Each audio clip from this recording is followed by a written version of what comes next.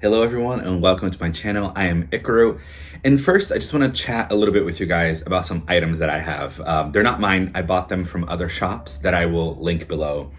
But I have been working closely with Mother Hel, or Goddess Hel, Hel, from the Norse paganism, Norse mythology. She's the queen of the underworld, and she has really been, I don't know, an ally to me lately. And just I feel her really closely whenever I meditate. I don't know, I feel like we have a really beautiful relationship working together. So a friend of mine, Kim, I asked her to make me a hell oil. She makes a lot of oils and salves and sprays as well from different deities, and also for different things. I know that she has also one for women that get like really bad cramps or something. She has something for that. She has something, I believe, for sleep, for protection. So it's themes and also deities. So I asked her to make a hell one, and I believe they're available in her website. And also another friend of mine, Leslie, she was inspired by me working with hell, and she made a hell candle as well, which I love the colors, because I actually asked Leslie, I was like, how did you get these colors? And she goes, they just kind of came to me. Black, of course, that's the underworld. White, it's that half and half. Mother Hel is described as having kind of a half rotten, half dead body, and then the other half is alive. So that's why the black and white, but also the green. I found it to be really interesting, this mint green. Whenever I meditate, of course, Mother Hel doesn't exactly have a color, for example, but I really do see this green aura around her. So I found that to be a very, very interesting synchronicity. Now, Mother Hel has really been liking this deck, or at least I have been enjoying working with her, and it's the Earthly Souls and Spirits Moon Oracle. Very witchy, I think it's very beautiful. And what I love about it too, not only the artwork, but in some of the art, you can see the texture of the canvas. I don't know if it's gonna come across on camera, but you can see the texture of the canvas, and I just think that's really special. All right, that's just my few things that I've been working on. I haven't had the courage to light the candle yet. It's such a beautiful candle, and I do love the energy of it. Also, whenever you guys get in our society, consumerism is the thing, right? We want everything, especially when it comes to our spirituality and deities. Whenever we are connecting with the deity, we automatically think, I need a new deck, I need an oil to connect with my deity, I need a crystal, I need a candle, I need all this to connect with that deity. You really don't. I am blessed enough where I can afford these things. But the thing is, shop your home first. Even if you have birthday candles left over, use them. The beautiful thing about birthday candles is that they burn pretty quickly. So if you're doing a quick ritual or a quick calling into your deity, it'll burn pretty quickly, and you can kind of just, by the time that the candle is done, you're done. And they're pretty inexpensive. This deck, for example, I already had, the Earthly Souls. I already had it. I shopped my home is what you want to do first. And honestly, the most important thing that you need is just time to yourself in a meditation. Call them in, meditation. And third thing that I want to say is pay attention to certain signs and synchronicities. They're not always that obvious, but really that's the most important thing. I keep thinking about our ancestors, for example, and sure, some of them did make candles, some of them made oils, but they didn't have this availability, especially of decks, for example. They didn't have this availability of having things to connect them to their deity of choice. It was really just time in nature, perhaps a humble offering of food or time or something that you've made or have, perhaps a poem or something you've written down, and you kind of burn it or bury it under the earth. And that's a humble offering. That's your simple offering. Incense, for example, is a great offering. My point is, you don't need to spend any money to connect with the deity. You just need time and the intention to do so. That's really all it is. So, like I said, I've been working with Mother Hell, and I'm going to use this deck because this deck, honestly, has really been quite powerful for me anyway. We have wisdom. And I feel like it already relates to what I was saying. I didn't plan on going on this whole tangent on teaching you how to connect to deity. But we have this witch here kind of sitting on the moon. And we could say it's a Christmas tree, can't we? It's just a tree that's sparkling, and we have a cat here, her familiar, for example. And really, that's all you need. She looks like she's holding some flowers. Perhaps she can either be offering these flowers, or she could be gathering these flowers for maybe her home altar. So you can, for example, you're offering to your deity or to your higher self or to your ori or anything that you work with. It can be simple as that. Maybe you're walking down the road, or you can walking down your park, for example, and you see a stick. You see a rock, you see a leaf that's really beautiful and it calls you in. That can be your offering, right? You can kind of take that with you, take it home, put it on your altar if you have one. And if you don't need one, honestly. And that's your offering. It's just, I find the word wisdom to be so expansive and so deep. But then I also find the image to be simple. And what I feel like this is saying is that there is deep wisdom in simplicity.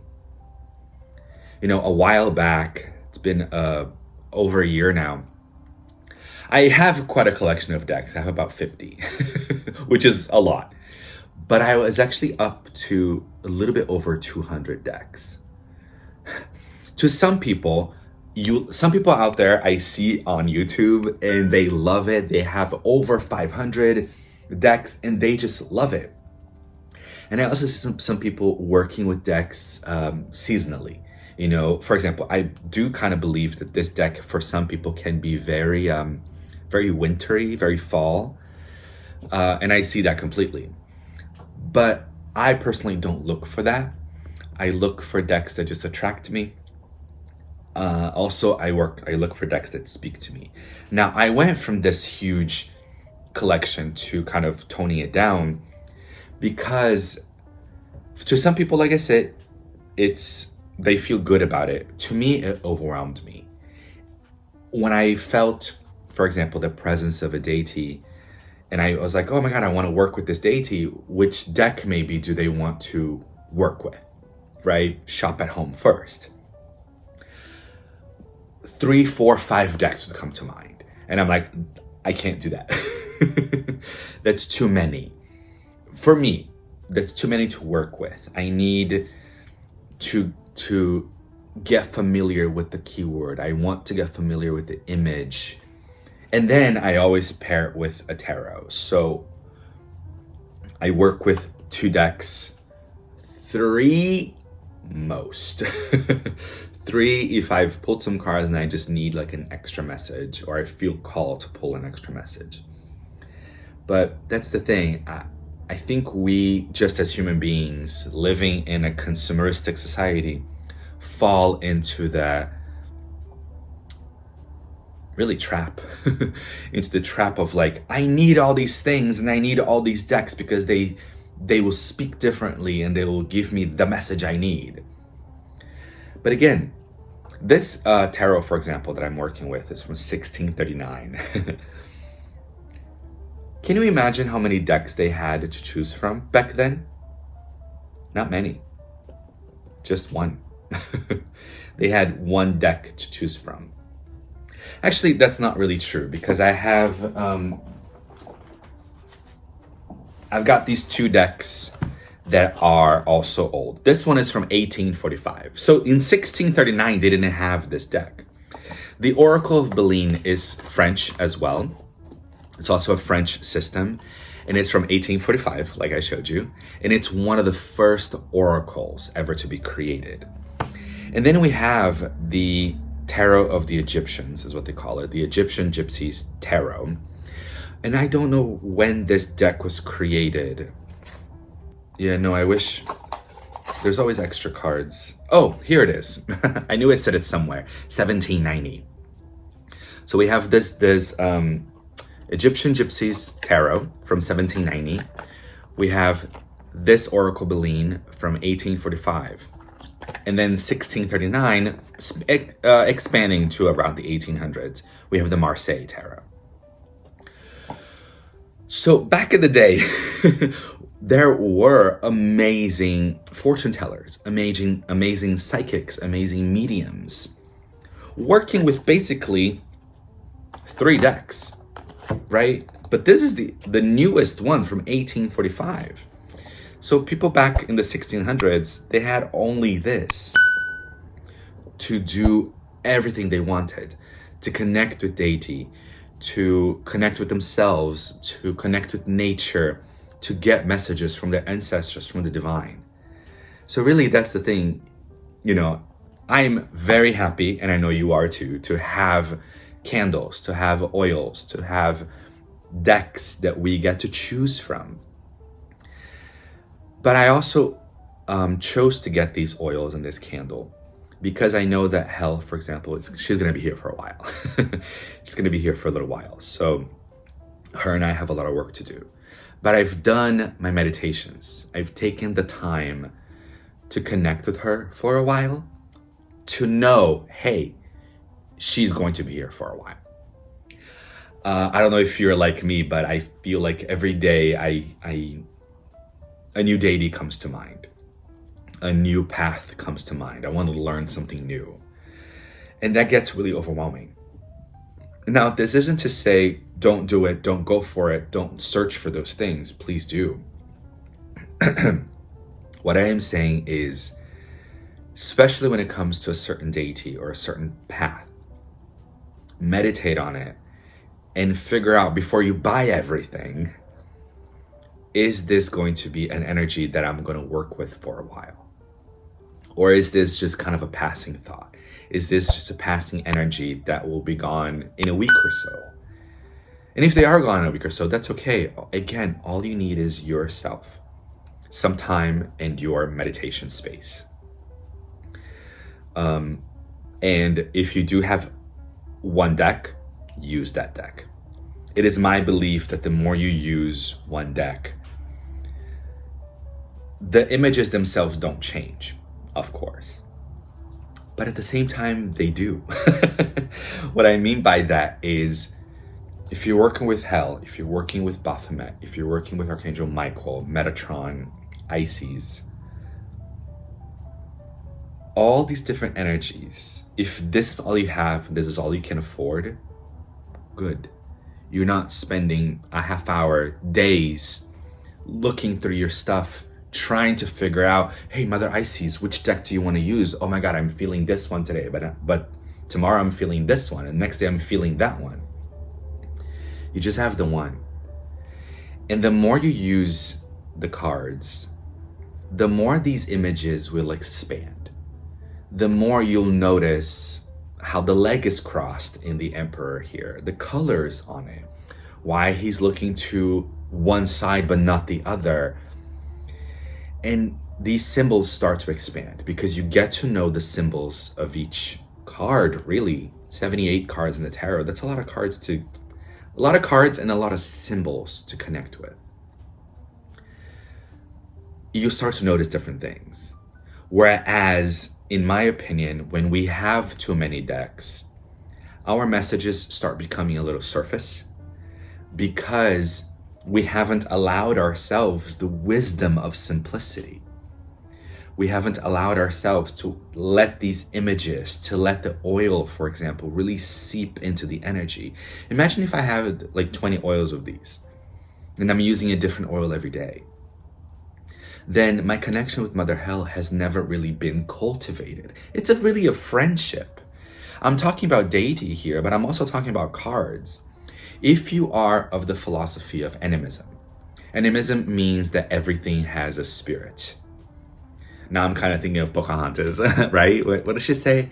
Every rock and tree and creature has a life, has a spirit, has a name. I believe that's how the song goes.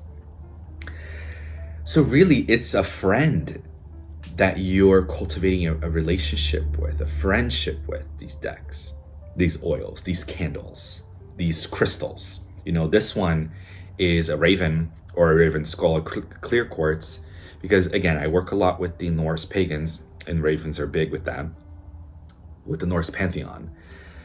And I've programmed this to be a good channeler, to be a good reader for me, to give me messages, because Father Odin, he has Hugin and Munin, which translate to thought and memory. And they fly around the universe, they fly around the 9 realms, collecting information and bringing it to Odin.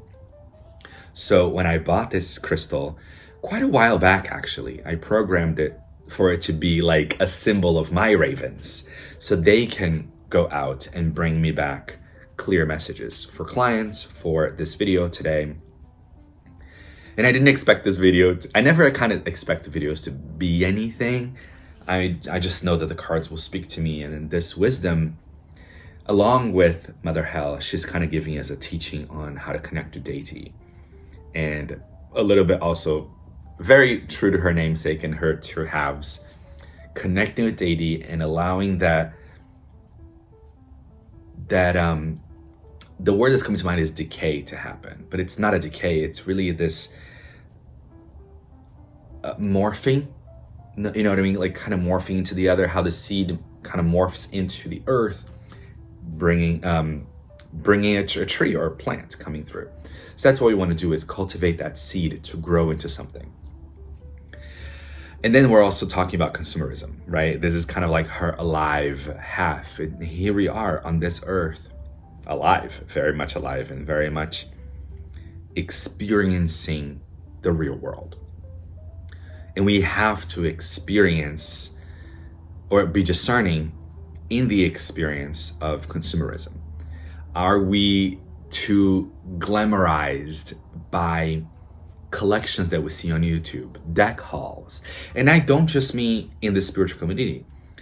In the beauty industry, right? And in the exercise industry, there are so many influencers doing these beautiful hauls of, I went to Lululemon and I bought like 30 pairs of leggings and all my leggings match my tops and all that. Do we need to? When I'm at the gym, I'm not looking pretty.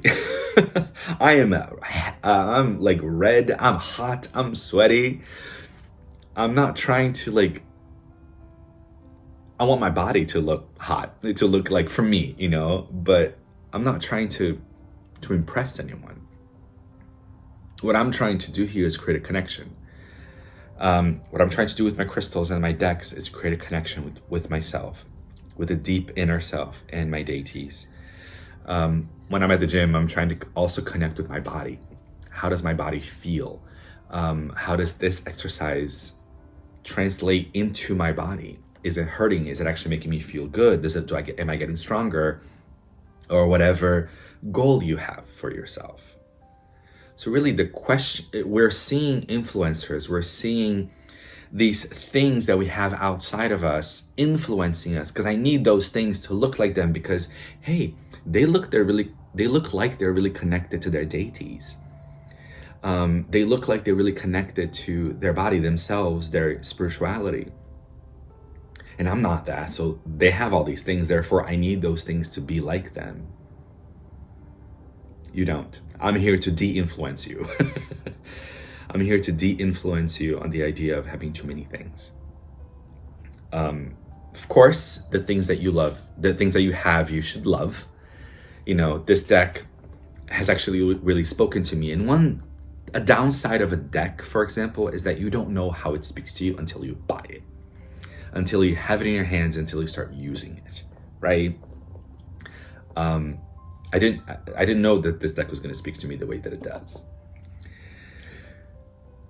But then you do kind of basically what I did is you don't get up to 200 decks, but you get a deck, you work with it for a while. when you realize it's really not speaking to you, let it go. Move on. You can get at least half of your money that you spent on it, and then you can use that to maybe buy another deck that perhaps will speak more to you. All right, so I'm gonna actually leave it there. This reading, we just pulled one card, but like I said, the crystal is really speaking, and Mother Hell is also really speaking. And Mother Hell is exactly that, isn't she? She is that decay. She is the alive going into the depths of the earth. Really, this decomposition into the simplest life forms, right? We are this full body, but we allow Mother Hell, or the process of death, to work. And it's really this dismantling of ourselves into cells, the simplest forms that create our bodies, and then into the decomposition and back into nature. So allow your connection to yourself, your connection to your spirituality, to dissolve into the simplest forms, which for me is meditation and journaling. I do spend time journaling. I love journaling. It gets my mind is already going, but it gets my mind into a thought process, you know? And I buy what do I buy? I buy composition books. I buy composition books at the dollar store. You don't need more than that. You really don't. I don't need a leather-bound fancy journal. Sure, I enjoy those. But the important thing here is to get my thoughts down, to pull a card if I have one. Maybe if you have a collection of crystals, which crystal is calling to you, that's a reading right there. I'm really feeling, let's say, I just stared at my rose quartz over there. Journal about rose quartz, journal what it means to you, about love and how it expands into other realms. You don't need a lot to be considered a good spiritual person. You don't need a lot to connect to your deities. You don't need a lot to offer back to them. You just need water, basically. If that's what if you want to do offerings, you don't even sometimes even need to do that. All right. So I hope that made sense to you guys. I hope you've been a little bit de-influenced by social media. Okay. It's not that serious. Sending you guys so much love, and I'll see you guys next time.